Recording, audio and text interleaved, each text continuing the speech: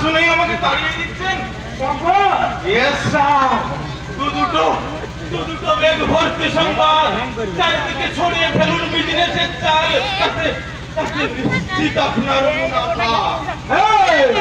কি বলছিস তুই? আমি বলছি না স্যার, আমার সংগ্রহ করা সংবাদ।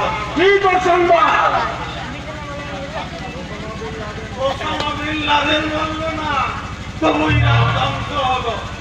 উত্তর কোরিয়ার চরম গৃহ বিবাদ, কাশ্মীর সমস্যার আজও সমাধান হলো না। ভারতের সামরিক বাহিনী সহযোগিতা না পাওয়ায় চিন্তিত। ধর্ম নিরপেক্ষ দেশ ভারতবর্ষে ধীরেন্দ্র কৃষ্ণ শাস্ত্রী সহ লাখো লাখো অনুগামীর হিন্দু রাষ্ট্র গঠনের প্রাণ চেষ্টা।